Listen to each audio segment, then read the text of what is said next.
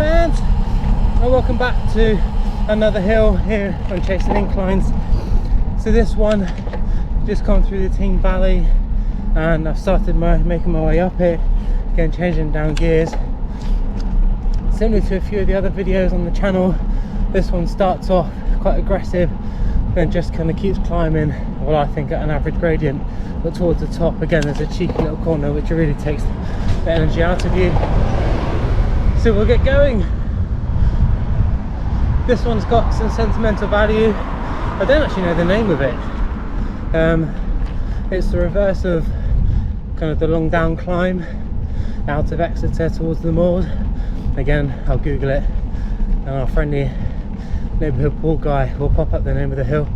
But this is one of two hills that I first rode up many years ago on an old school Peugeot that my stepdad had, and really started to introduce me to cycling, which is really nice. Heavy old beast, I think it's aluminium, I don't know, steel. Again, you slip your feet in to the buckles and you tighten the buckles up. Not quite the gears on the drop down, but not on the drop down on the frame, but it was very old fashioned. And yeah, it's a hill that I always have to climb if I ever want to come out this way. So get nostalgia for you. Cool. So as we make our way up, just a note as always, as you make your way towards the hill, whether that's through Dartmoor or through the Teign Valley, again it can get quite tight in terms of the road width, so just be aware of that. As always, recommendations kind of out early in the morning where possible. And we're making our way up now, dropping down, well, I dropped down through the Teign Valley, making our way up. What I'm also going to do as a bit of a tease is I'm going to record the descent of this, because it's one of my favourite descents in and around Devon.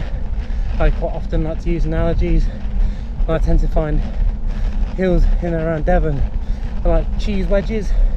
They kind of go from zero and just climb, and then the declines are very similar, where you start really steep and then bomb it down. So you always have to have your wits about you, especially on some of the corners and stuff. Whereas the descent down the Longdown side, which I will be right upping in a few episodes time, so watch out for that and subscribe and get that when I post it, it's long, it's flowing, it's windy, and it's just a joy to ride. Although there is a horrible hill the other side to kind of get you up looking across Exeter, but again definitely worth it if you've got it in your legs to do it. Ooh. Okay, so coming up to one of the first corners that takes some of the energy out of your legs, swooping around to another right-hander after that. So again, now I'm in the easiest gear, just to be able to commentate. It's so hard, and hopefully the road surface isn't too bad. They had just laid it down with kind of the new gravelly towards the bottom. I started to panic because the GoPro was wobbling around. That's something crazy.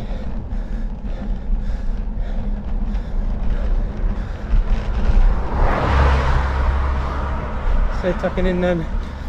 God, legs are feeling it now. Come to the right hand, and again another sweeping right hand just towards the top here. Oh,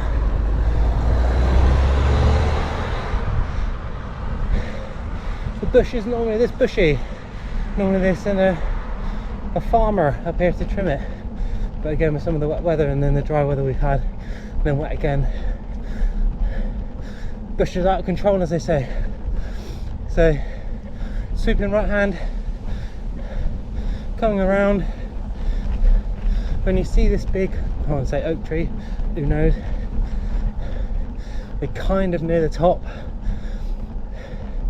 Another swooping left hand, and it flattens out for 100 meters, not even that. I thought it goes up a little bit again. You can catch your breath.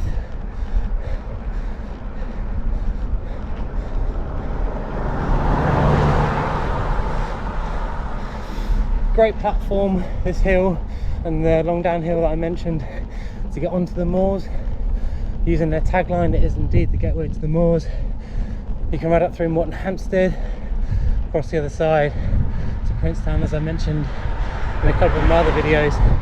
And this hill and all the other routes, you could easily do multiple routes and probably only crossing on yourself occasionally over 3 or 4 days if you plan carefully.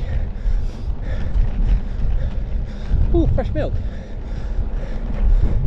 So here we go then, as I mentioned, coming around to the left, slight incline. This is really where, say, the hill starts to come to an end. Again, just be careful, wary of the traffic. Help! I've seen loads of cyclists out today. As we come around this corner, this is the last little bit of climbing that we have to go up.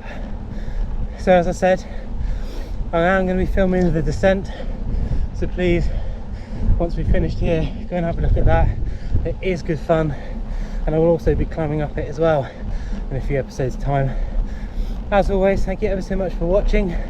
Hopefully it's given you a little bit of inspiration. As always, the coordinates at the bottom of the screen to help you plan your routes, whether you're cycling, driving or riding a motorbike, or just interested. It's always a pleasure to have you on board. Come on in, and hopefully you'll be riding up this hill in the not too distant future. In the comments, if you have ridden it, share your thoughts, share what you feel about it, like with any of my other hill videos as well. Again, if Strava is something that you're interested in, drop a note in the comments and I'll open kind of a little chasing inclines club there where you can share some of the hills we're climbing up, and you never know, I might go and film them for you. So thanks as always, like, subscribe, have fun chasing hills, chasing inclines, and I'll catch you on the flip side.